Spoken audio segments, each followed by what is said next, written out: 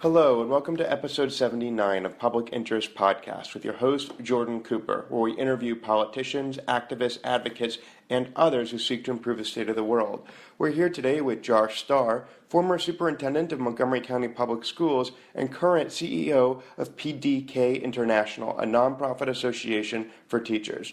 Josh, how are you doing this morning? I'm doing great, Jordan. You? Excellent. So the first thing I'd like to ask you is, what are you currently doing, or what have you ever done to advance the public interest, and why? Well, currently I'm running PDK International, which is a 110-year-old professional association for educators, teachers, leaders, professors, etc. I've been in public education for 22 years, mostly working at the practitioner system level as a teacher, central office leader, and superintendent. Now I'm working with school systems and to help them, and I'm also working to sort of change the narrative around what's possible in public education. And what is the current narrative, and what's the one you're trying to change it to? Well, the narrative, unfortunately, currently, and when I say current, it's been the last 16 years, has really been about blaming and shaming teachers, about a market-driven approach to accountability. And I'm a former accountability guy, so I believe strongly in it. It is sort of disregarded what we know about how to improve schools and about what kids need to be successful, what teachers need to be successful, what principals, parents, etc. And so in the work I do, currently we publish a magazine, we publish an annual poll, we work with school systems, we do a lot of other things. And in my big picture goal, like my lifelong goal in all this, is to change the narrative around what's possible in public education and what educators need to be successful. Now, wasn't there something about social and emotional health with students that was a top priority for you when you were superintendent? Yeah, I mean, in all my superintendencies and work in school systems, I focus on social and emotional health. So brain science tells us really clearly that you don't learn if you don't have an emotional attachment to the learning. You might retain some information, right, enough to pass on a test, but real learning does not happen without some type of emotional connection to the subject, to the person who's teaching you. It's got to be something. And, frankly, look, I have 3 kids. I want my kids to be really successful in school. I want them to be great people who can navigate a very complex world on their own terms. If I had to choose, and I don't want to choose, and I also have the privilege of choice as an affluent white male, but if I had to choose, I'd much rather have them be average students and great people than average people and great students, right? So unfortunately, the orientation of schools, and especially Montgomery County, has been solely around academic indicators, which are very, very important, but they're not the only aspect of schooling that we need to stress for our kids. So I think we need to ensure that the sort of what they call whole child needs of kids are being met. And I guess even if you were to think about the most successful individuals in society, they're not necessarily the ones who are the most successful academically when they were students, but there's a whole lot more that goes into being a successful person in society than just having had a record of academic achievement. What is it that the school system ought to be trying to produce here?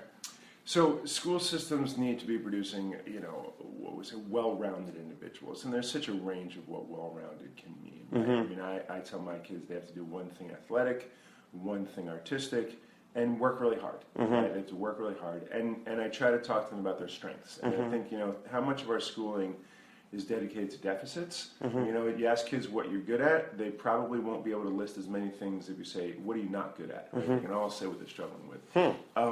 So I think the orientation of school, James Baldwin, one of my favorite writers, he said in his talk to teachers in 1963, and I'm paraphrasing, but the purpose of education is to ask questions of the universe and learn to live with those questions.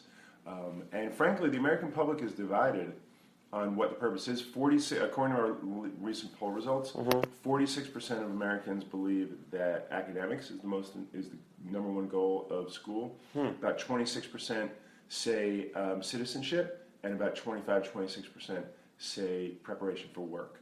So academics are necessary, they're not sufficient. It's not all that we want. It's a very complex world out there. The jobs of, my youngest will graduate in 2026. At college, hopefully 2030, 2031, whatever. Who knows what the jobs are going to be then? And we have to prepare kids to navigate a really complex world. And more importantly, We have to ensure that the most vulnerable kids, our black kids, our brown kids, our English language learners, kids with special needs, children of immigrants, whatever it may be, get the services they need so they can achieve the American dream in the same way that upper middle class white kids can. So this narrative that you speak of changing is a shift from a test-driven approach to education and an academic-driven approach to education to an understanding that to a whole person focus on education. And that's what you tried to do as a teacher, and that's what you tried to do as superintendent, and that's what you're currently trying to do. Is that correct? Correct. So let's go back to the very beginning. Why is it that you originally got involved in education? So I always knew I would do something in public service. I was never interested in making money. I was never interested in anything in the private sector. I just kind of always knew from a young age, maybe from my parents, that I would do something in the public sector. Didn't know what it was. My parents, they gave me the best advice you can give a kid. They said, look, do what you love doing and don't worry about the money. Right? It'll come. As long as you can support yourself, just do what you love doing, work hard at it, and it'll come. And I really appreciated that kind of perspective. Did you struggle with it in the beginning? Did you have any challenges with just doing what you loved? So when I graduated college, it was the early 90s, and there was a recession, and I decided to travel instead of going to work, because I didn't want to live in my parents' basement and rack up credit card debt. So I traveled for like 6 months, and then when I came back, actually, a good friend of the family was an assistant principal, and I had always liked working with kids. I'd been a camp counselor and things like that. And she said, hey, why don't you substitute teach in New York City? So I said, all right, I'll try it. Really enjoyed it. I moved out to California, so I moved to San Francisco. Still wasn't sure exactly what I was going to do. But it was interested in education, definitely, but wasn't sure if I was going to be in the classroom or exactly what. Ended up working in a group home with kids coming out of jail, making at that time it was like $7.15 an hour.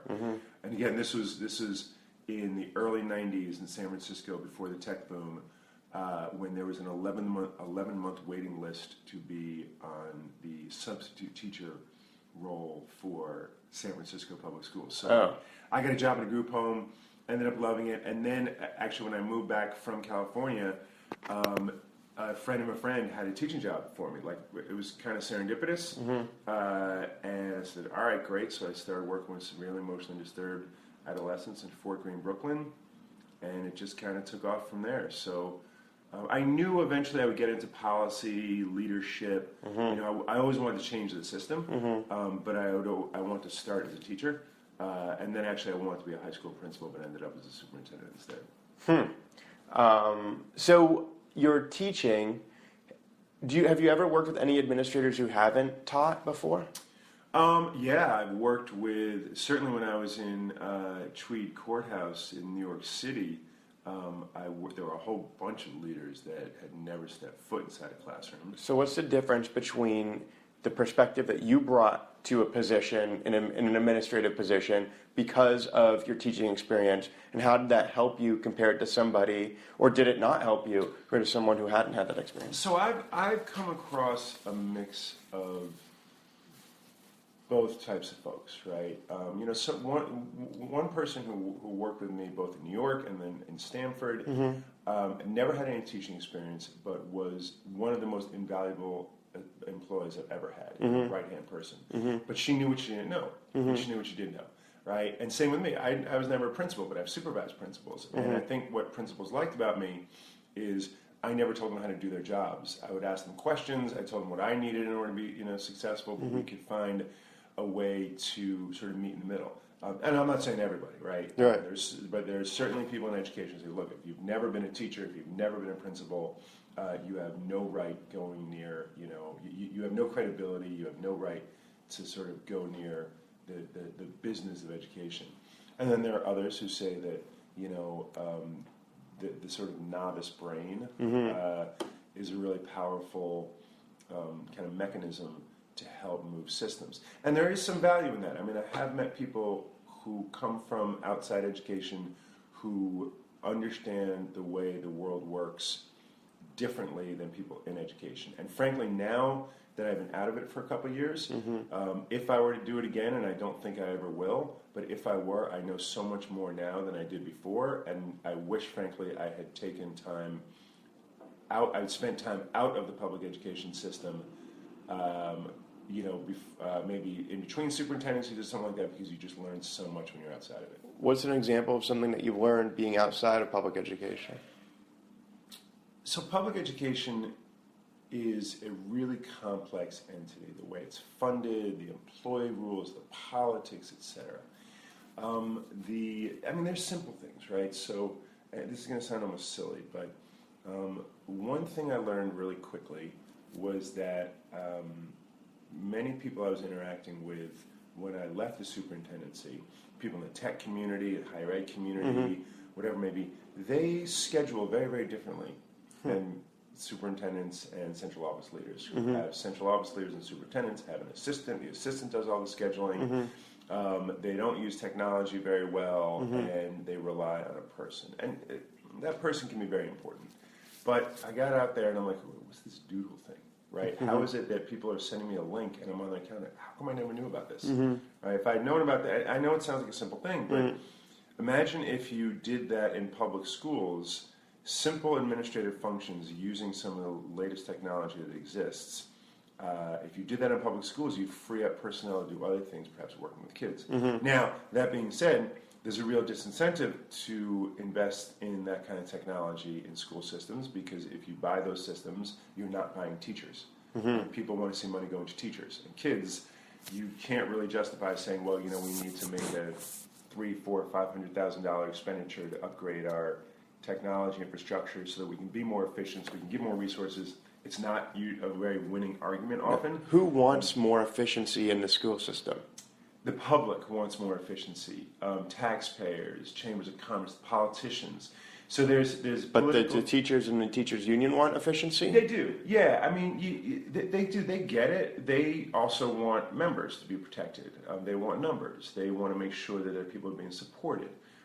There is political theater that happens every year when a superintendent presents his or her annual budget. It is the one time in the year that politicians get a lot of play in the newspaper, in the media, by being able to say, well, I can go to Staples and buy a ream of paper for, $100 or whatever the money is, and you're spending on state contract $110, and how come you don't just go to Staples and buy paper that way? Literally, I've been in those conversations with politicians because they look at the lines of the budget. And how do you respond to that? You nod and you listen and you explain to them how the rules work and explain to them the complexity of public school budgeting. When you have in Montgomery County it was $2.4 billion, in Stanford it was $250 million. And you explain how it works, and you do look for efficiencies, and you show them where you're getting a good return, and you just sort of, grin and bear it sometimes, frankly, when these folks get on their political soapboxes, because they're not really, oftentimes they're not so interested in anything other than having their name in the newspaper. And in that particular example, is it that the type of paper is different, or that there's a procurement process and it's about giving a living wage and good benefits to employees who are involved in procuring the paper? So I think in that, first of all, the expense of buying all the paper for a system, and this is kind of a silly example. It's illustrative, right? There's a lot more than just going to Staples and buying a box of paper. Right. Because you need it in big bulk. Yeah, exactly. You need it in bulk. There's distribution, all that kind of stuff. Right. And can they even, are they even able to provide that much? There's a lot more than just the actual cost that goes into it. Labor, distribution, the trucks you use, all that kind of stuff. But it's just a way that the politician who doesn't know anything about the school system can say to their constituents, look, I'm holding the superintendent and the school system accountable. So it sounds like they're not looking to have a conversation, a dialogue. They're looking just to be able to go to the media and their constituents and say, I had I had this discussion. So it was one way, and just to say that they did it. Well, and it depends on the stance, right? There's some communities I've been in where the political climate is such that the school board and the, whether it's a county council, board of representatives, whatever the legislative body and the finance body, the stance is, we are here to hold the superintendent accountable, right? Other communities, I would say Montgomery County is more like this, is more like, we're here to help support the school system, and we're going to make sure that they do it right, but we understand that we have to support the superintendent and we have to support the school system. Now that doesn't play, it's not across the board, certainly. It's my story will attest to, but it really depends on the community. And when it's the former, when it's like, no, we're here to hold the place, superintendent accountable, they're more likely to pick up on these really silly issues, make them a big deal, and it plays well to parents and taxpayers who aren't really thinking about that stuff, right? They don't know how it works. So let's shift the conversation back to your philosophy and what's really driving you, that you're passionate about. You said you wanted to change the narrative. How did you even come up with an idea that there was something wrong with the narrative, and then how did you come up with the idea that the way you wanted to shift it was away from a purely academic, test-based approach to education? When I was the director of school performance and accountability in New York City, about a month into my job, a couple weeks into my job, I met with the chancellor's chief of staff. She was a mid-40s hedge fund retiree, right? So she made tons of money, and then said, I'm now going to help fix public education. And we're sitting there, and I'm telling her about the sort of accountability work that I wanted to do, and I was telling her about the research. And this is real research, not, op-ed, not anecdote, but real research. And she said to me, she's like, the only reason that you educators cite research is to make excuses for why black and brown kids can't read. And I was like, really? I'm like, but this is real. Like, this is proven over decades. We know what works. And that was when I kind of had this realization, wow, I'm up against something here. I'm up against this tide of just perspective that doesn't match with what we know improves education. And it's not dissimilar to what this country was going through 100 years ago, when we had a new economy, a new population of immigrants, and a business community that said, we know how to fix it. And they designed standardized tests, or they used standardized tests to promote Frederick Taylorism and scientific management. I won't go into all the details around it, but it's not that different than exactly what was happening at the turn of the last century. And my feeling has always been, I want to understand what the theory of action is, what the perspective is around the people who are promoting this market-driven approach to school improvement. It just doesn't jive with everything we know that works to improve public schools. No, did you go to public schools? Yeah, I went to public schools. In what state? I went in New York. I went in suburbs of New York and Westchester, not dissimilar from, Bethesda kind of place. And you turned out all right. I turned out okay, although I would consider the school, I went to a first do no harm school. I was a pretty average student. They didn't really care much about me at all. They cared about the kids at the bottom and the top. I was not eligible to take advanced placement classes, even though there was a couple I wanted to, because I did very little work, except in the classes that I liked, particularly English and history. I played a lot of guitar, hung out with my friends a lot, and I did enough to get into the University of Wisconsin and do well and all that. But I would say my public school was what I would call a first do no harm school. And we have those in Montgomery County too. And what is the type of public school that you wish you had gone to? So I wish I had gone to a school that really tried to understand me a little more, try to understand what I was interested in, try to recognize that not everybody fits a neat little mold and that there are different ways of learning and teaching. I struggled in math. Struggled in science. I'm very bad at memorizing, although I could always memorize lines in plays or lines in songs, right? But when it came to memorizing, like all the... You didn't have the emotional attachment to the concept. I didn't have the emotional attachment. It's funny because now I love science now. Yeah. I really do. I love physics and biology, and it just fascinates me. But when it's just about memorizing and multiple choice, I just didn't get it. Whereas you give me an opportunity to read a piece of literature and analyze it and analyze the character. I could spend hours on that. I could write about it. I would, and all that. So I just felt like they really didn't care about anything other than me maintaining an average grade, grade point average.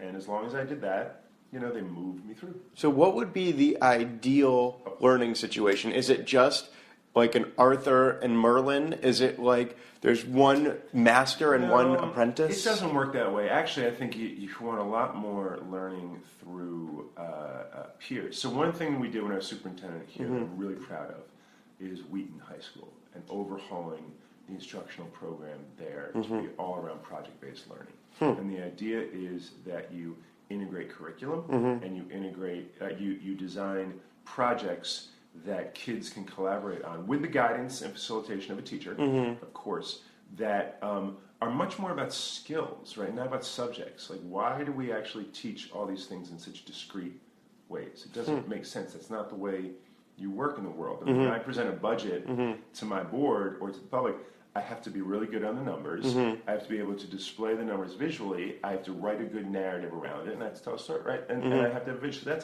That's not just about math. And it's almost more important that you have great relationships, which you learn through the socialization of a public school setting. That's right.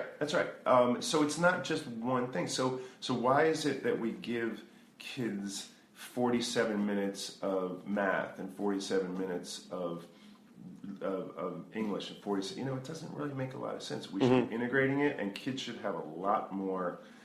I don't know if the word is autonomy. But independence in how they approach learning, and we need to be focused on skills and competencies more than subjects. Now, when you say the kids need to have a lot more independence, just a moment ago you said that we need to have a more individualized approach for each student, and I guess, should every kid have more independence or just some kids? Oh, all kids should. And when I say individualized, it's not about, I'm not into the sort of individual instruction plan for every kid. I mean, that would be great in some ways, but I don't know that it's possible or necessary. But I do think that I would have done better in school, or I would have cared about school more if I felt like the school cared about me, right? And how many of our kids go through school, particularly our black and brown kids, when they have mostly white teachers, right? Because 77% of the teaching force is white females. In what area? The whole country? Yeah, the country. And how do they see themselves as being valued and loved and respected members of the school community? And when, some kids are clearly valued and loved because they do really well in school, because they star in the play, because they're great in the athletic field, because they run the newspaper. They're deemed as the special kids. If you're not in that group, then how is the system and the people in the system showing you that it cares about you? And for me, it didn't matter because, again, upper middle class white kid, my parents, were taking care of me, I don't have a problem. But if you're a black or a brown kid who doesn't have that support structure, if you're a kid with special needs, an English language learner, a poor kid, and you don't have a family that has been to college, you don't know how to navigate the system, you don't have the social capital, well, the school has to do that for you, and too many of our schools are failing on that. Now, you mentioned black and brown kids. So what happens if you have an affluent African-American family where the parents are well-educated? Does that change anything? It does on an individual level, but the numbers will show you that poor white kids do better than wealthy black kids in this country. Really? Yep, absolutely. So it's not just a correlation between race and socioeconomic status. There's something inherently different about your demographic background. There is something inherently different about the way the system treats you according to what you look like and where you come from. So there's institutionalized racism. There's deep institutional racism in our schools. That's another part of the narrative I'm trying to change, right, is to help people understand what that racism looks like. And it's not individual racism of actors, right? It's not a teacher or a principal being racist, although sometimes they are. It's more about how these structures work to keep certain kids in one track and other kids in another track. So interesting. So, because I know in Germany, they have I feel like, more tracks, right? So kids from maybe age 14, and I'm sure you know much more about this than me, would say, all right, well, you're on the college-bound track, and maybe you'll be a professor or a doctor, okay, and you're going to be a plumber, an electrician, but then, of course, they don't have the liberal arts college, so they start medical school or law school when they're 18, they get through school with a lot less cost. But financially, maybe they have more costs in terms of missed opportunities that we have. Yeah, so I think there's comparisons that can be made to that in other countries, but there's significant differences. One is the social safety net that exists in many of these countries. So if you are, not a white-collar professional, there's a social safety net. So your kids, you got health care, you got child care, good transportation systems, all that kind of stuff. There's a level of stability that you can have in your life. So you have what would be considered here a middle class kind of existence. The other thing is it's a nationalist approach, right? The state runs it, the country runs it. We don't have that. Every individual school board here has a certain amount of authority. There's about 14,000 school systems in the country. While they all need to meet state standards and comply with federal law, you just can't control it in the same way you can in some of the European countries. And frankly, the tracks that have existed in this country have really hurt a lot of kids. Interesting. So I always thought that America didn't have tracks. We were saying we do have tracks, and actually in America we often ask the school system to be the social safety net for these kids. The school system, the public school system in America is the great sorting mechanism for our society. That's what we do. That's how it was designed, right? To rank and sort kids. I was talking to my son the other day who was 0.1% from getting an A in math, right? I mean, it's ridiculous. So he got a B in math. Now, I don't really care that he got a B. So there's one question and went, so he was just a shade under the A. And I understand you can't bump him up because you can't bump him up. That's the way how stupid is that? That now I was like, I got a B first quarter instead of an A because I was like 0.1% away from that A. It's just silly. Why would we do that to kids? Why would we say to some kids, you're gifted and you're not? There's the number of gifted kids that have been labeled as gifted is not commensurate with the number of kids who are actually gifted. It's a very small percentage. And it's based upon the values of those doing the labeling, as opposed to someone, different people who are gifted at different things, Chagall or Monet or Shakespeare or Stravinsky or whatever. That's right. Absolutely. There are different kinds of gifts. I mean, it's just we've designed all of these measures in order to create a certain norm for what we are comfortable attending to, right? So, and if you don't fit in that norm, then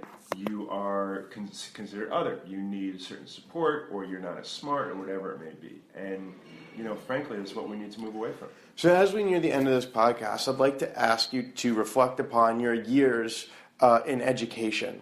I'd like you to think a little bit about why it is you've been doing it and how successful you've been at doing it, and really what kind of legacy you hope at the end of the day you'll have left. Why is this world better? Because you've been in it. Why is it that your dedication and commitment to public service through education has really left this world better than you found it? So I think that what I've been able to do is help people understand that there are different and better ways of serving our kids. And the way I've done that is through a very public stances that I've taken. I put myself out there. I speak and write my truth. I tweet my truth. I post, and I'm not afraid to take stances. And I've taken hits for it. I mean, the former Secretary of Education directly intervened in my potential appointment as Chancellor of New York City, right? Because of the stances I took, the vocal stances I took about it. That's whether that influenced or not, I don't know, but I'm willing to take that stance. I've also helped I think, I've mentored a lot of people. I teach a lot of people. I try to help leaders who are coming up understand the complexity of public schools. And ultimately, like being a superintendent was never my goal. I loved being a superintendent. My goal has been to help people understand the possibilities and the complexities of public education. It is a cornerstone of our democracy. I do believe it is, along with public safety and healthcare, I guess one of the most important, public stakes in the ground that we have. And it, without an educated citizenry, you don't have a great society. And I just want to help people understand the possibilities. And if that's what they say on my grave one day, that he helped people understand the possibilities and complexity of public education, then that'll be all right. According to Josh Starr, former superintendent of MCPS and lifelong educator, humanity is complex, and the reality of any given situation can't accurately be fit into a talking point. For Josh, there are a lot of challenges inherent in dealing with public education, from societal issues like a lack of a social safety net to tracking of individual students, which may not be fair, to an achievement gap that addresses not only socioeconomic inequalities, but also institutionalized racism.